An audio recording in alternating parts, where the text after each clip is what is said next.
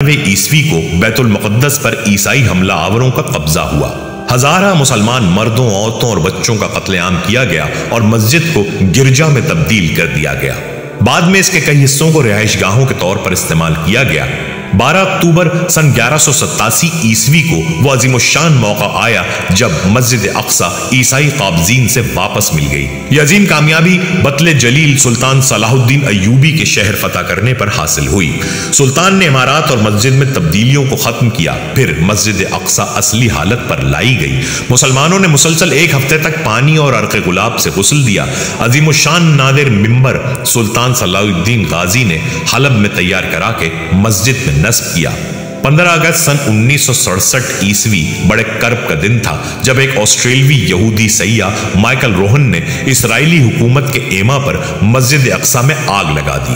تقریباً 4 گھنٹے تک یہ آگ بھڑکتی رہی، جس سے جنوب مشرقی سندھ کی چھت شہید ہو گئی اور سلطان کا وہ نادر یادگار ممبر جل کر راکھ ہو گیا۔ سیاح روہن کو گرفتار کر کے معمولی سزا سنائی گئی۔ مسجد صخرہ اور مسجد اقصیٰ کے قریب قبرستان ہے جس کی بڑی اہمیت ہے۔ مدینہ منورہ کے بعد یہاں دفن کیے جانے کو ترجیح دیا گیا ہے۔ اس قبرستان کے دروازوں کو متنازع کہہ کر بند کر دیا گیا ہے۔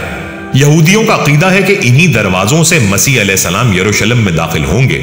یہودیوں کا عقیدہ ہے کہ اللہ تعالیٰ آخرت میں یہاں دفن ہونے والوں کو بخش دے گا، اس لیے بھی یہ قبرستان ان کے لیے مقدس ہے۔ اسی قبرستان کے قریب یروشلم میں حضرت عیسیٰ علیہ السلام نے قیام کیا تھا۔ عیسائیوں کی کتاب انجیل کے مطابق یہاں کوہ موریہ پر حضرت ابراہیم علیہ السلام اس امتحان میں کامیاب ہوئے تھے کہ وہ اپنے بیٹے اسحاق علیہ السلام کو اللہ کی راہ میں قربان کرنا چاہیے۔ یہودیوں کے مطابق یہ ان کی عظیم عبادت گاہ ہیکل سلیمانی کا دوسرا نام ہے۔ عیسائیوں کے یہاں مقدس مقامات بھی ہیں۔ عیسائیوں کے عقیدے کے مطابق عیسیٰ علیہ السلام کو یہاں صلیب پر چڑھایا گیا تھا۔ یہودیوں کی کتاب تلمود کے مطابق یہی وہ مقام ہے جہاں کی مٹی سے آدم علیہ السلام کی تخلیق کی گئی۔ یہی وہ مقام ہے جہاں سے حضرت آدم علیہ السلام نے اللہ تعالیٰ کے لیے قربانیاں پیش کی تھیں۔ یہاں مسیحا کی آمد پر مردوں کو بخشا جائے گا۔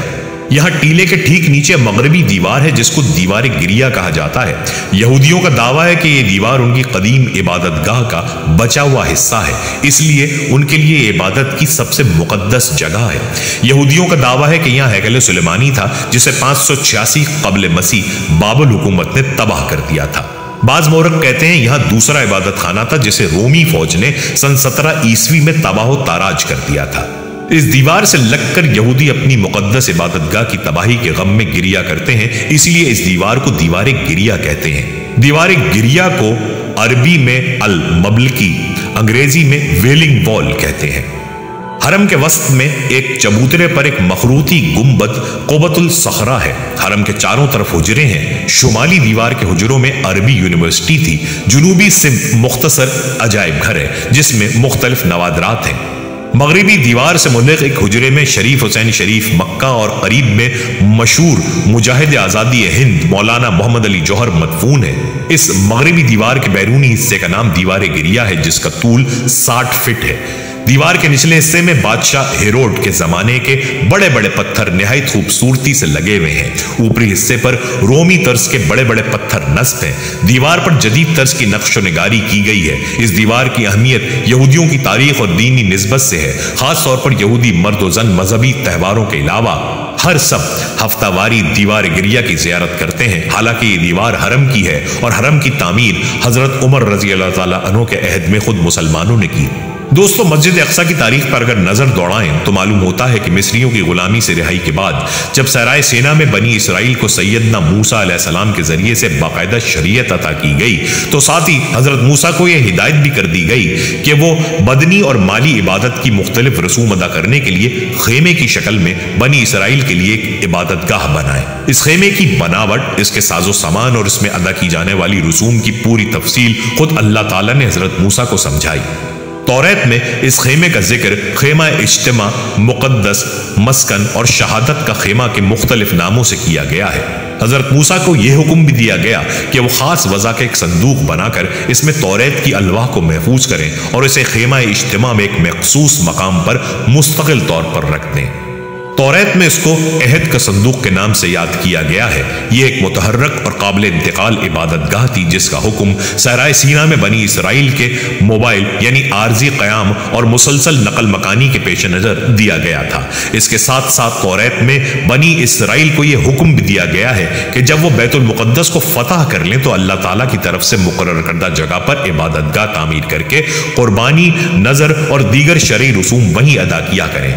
استثناء میں ہے جب تم پر دن پار جا کر اس ملک میں جس کا مالک خداوند تمہارا خدا تم کو بناتا ہے، بس جاؤ اور روح تمہارے سب دشمنوں کی طرف سے جو گرد اگرد ہے تم کو راحت دے اور تم امن سے رہنے لگو، تو وہاں جس جگہ کو خداوند تمہارا خدا اپنے نام کے مسکن کے لیے چن لے وہیں تم یہ سب کچھ جس کا میں تم کو حکم دیتا ہوں لے جایا کرنا، یعنی اپنے سوختنی قربانیاں اور اپنے ذبیحے اور اپنی دہیکیاں اور اپنے ہاتھ کے اٹھائے ہوئے ہدیے اور اپنی خاص نظر کی چیزیں جن کی منت تم نے خدا کے لیے مانی ہو، اور وہیں تم اور تمہارے بیٹے بیٹیاں اور تمہارے نوکر چاکر اور لونڈیاں اور وہ لاوی بھی جو تمہارے پھاٹکوں کے اندر رہتا ہو اور جس کا کوئی حصہ یا میراث تمہارے ساتھ نہیں، سب کے سب مل کر خداوند اپنے خدا کے حضور خوشی منانا، اور تو خبردار رہنا ایسا نہ ہو کہ جس جگہ کو دیکھ لے وہیں اپنی سوختنی قربانی چڑھائے، بلکہ فقط اسی جگہ جسے خداوند تیرے کسی قبیلے میں چن لے تو اپنی سوختنی قربانیاں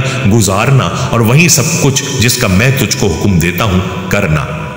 حضرت یوشع بن نون کی قیادت میں بنی اسرائیل نے اللہ تعالیٰ کے حکم کے مطابق بیت المقدس کو فتح کیا۔ اس کے بعد تقریباً 4 صدیوں تک بنی اسرائیل علاقے میں پہلے سے آباد مختلف نسلی گروہوں کے ساتھ لڑنے اور انہیں مغلوب کرنے کی جد و جہد میں مصروف رہے۔ اس عرصے میں چونکہ سرزمین فلسطین پر بنی اسرائیل کے قبضے اور ان کے سیاسی اقتدار کو استحکام حاصل نہیں تھا، اس لیے مرکز عبادت کی حیثیت اسی خیمہ اجتماع کو حاصل رہی۔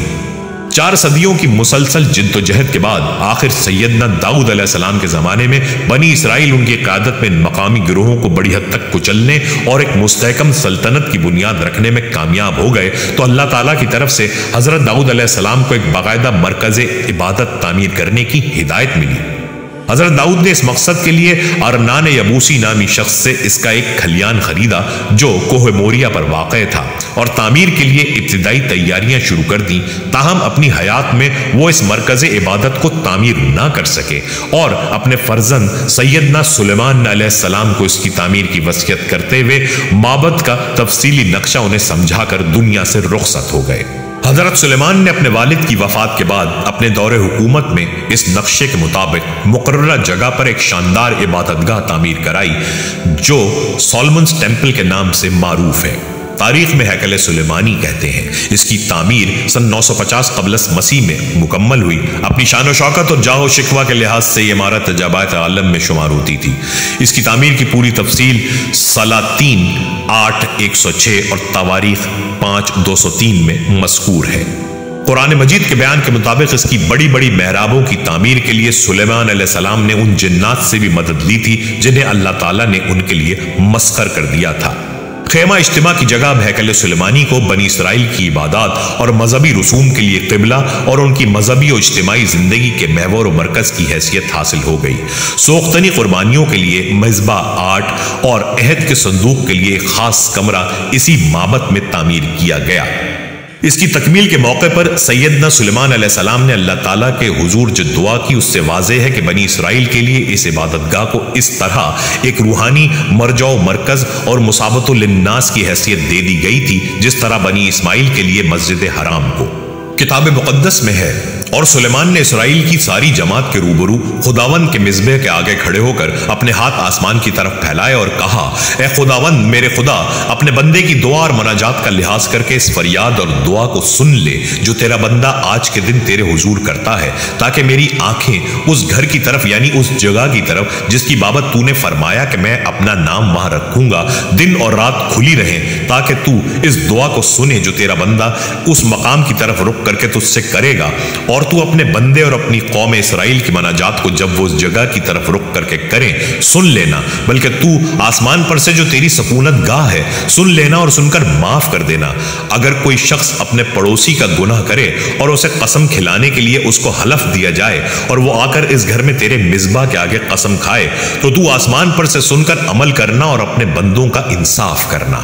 جب تیری قوم اسرائیل تیرا گناہ کرنے کے باعث اپنے دشمنوں سے شکست کھائے اور پھر تیری طرف رجوع لائے اور تیرے نام کا اقرار کر کے اس گھر میں تجھ سے دعا اور مناجات کرے تو تو آسمان پر سے سن کر اپنی قوم اسرائیل کا گناہ معاف کرنا اور ان کو اس ملک میں جو تو نے ان کے باپ دادا کو دیا پھر لے آنا۔ جب اس سبب سے کہ انہوں نے تیرا گناہ کیا ہو آسمان بند ہو جائے اور بارش نہ ہو اور وہ اس مقام کی طرف رک کر کے دعا کریں اور تیرے نام کا اقرار کریں اور اپنے گناہ سے باز آئیں جب تو ان کو دکھ دے تو تو آسمان پر سے سن کر اپنے بندوں اور اپنی قوم اسرائیل کا گناہ معاف کر دینا۔ اگر ملک میں کال ہو، اگر وبا ہو، اگر باد سموم یا گیروی یا ٹڈی یا کملا ہو، اگر ان کے دشمن ان کے شہروں کے ملک میں ان کو گھیر لیں، غرض کیسی ہی بلا کیسا ہی روگ ہو، تو جو دعا اور مناجات کسی ایک شخص کے تیری قوم اسرائیل کی طرف سے ہو، جن میں سے ہر شخص اپنے دل کا دکھ جان کر اپنے ہاتھ اس گھر کی طرف پھیلائے تو تو آسمان پر سے جو تیری سکونت گاہ ہے سن کر معاف کر دینا۔ اب رہا وہ پردیسی جو تیری قوم اسرائیل میں سے نہیں ہے، وہ جب دور ملک سے تیرے نام کی خاطر آئے اور اس گھر کی طرف رک کر کے دعا کرے تو آسمان پر سے جو تیری سکونت گاہ ہے سن لینا۔ اگر تیرے لوگ خواہ کسی راستے سے تو ان کو بھیجے، اپنے دشمن سے لڑنے کو نکلیں اور وہ خداوند سے اس شہر کی طرف جسے تو نے چنا ہے اور اس گھر کی طرف جسے میں نے تیرے نام کے لیے بنایا ہے رخ کر کے دعا کریں تو آسمان پر سے ان کی دعا اور مناجات سن کر ان کی حمایت کرنا۔ اگر وہ تیرا گناہ کریں، کیونکہ کوئی ایسا آدمی نہیں جو گناہ نہ کرتا ہو، اور تو ان سے ناراض ہو کر ان کو دشمن کے حوالے کر دے، ایسا کہ وہ دشمن ان کو اسیر کر کے اپنے ملک میں لے جائے، خواہ وہ دور ہو یا نزدیک، تو بھی اگر وہ اس ملک میں جہاں وہ اسیر ہو کر پہنچائے گئے ہوش میں آئیں اور رجوع لائیں اور اس گھر کی طرف جو میں نے تیرے نام کے لیے بنایا ہے رخ کر کے تجھ سے دعا کریں تو آسمان پر سے جو تیری سکونت گاہ ہے ان کی دعا اور مناجات سن کر ان کی حمایت کرنا۔ سو تیری آنکھیں تیرے بندے کی مناجات اور تیری قوم اسرائیل کی مناجات کی طرف کھلی رہیں تاکہ جب کبھی وہ تجھ سے فریاد کریں تو ان کی سنے۔ اس طرح اس عبادت گاہ کو بنی اسرائیل کا ایک مذہبی اور روحانی مرکز ہونے کے ساتھ ساتھ ان کی سیاسی عظمت و شوکت اور دنیاوی جاہ و جلال کے نشان کی حیثیت بھی حاصل تھی۔ تاہم اللہ تعالیٰ نے حضرت سلیمان کی زبانی بنی اسرائیل کو یہ تنبیہ بھی اس عبادت گاہ کی تعمیر کے ساتھ ہی فرما دی تھی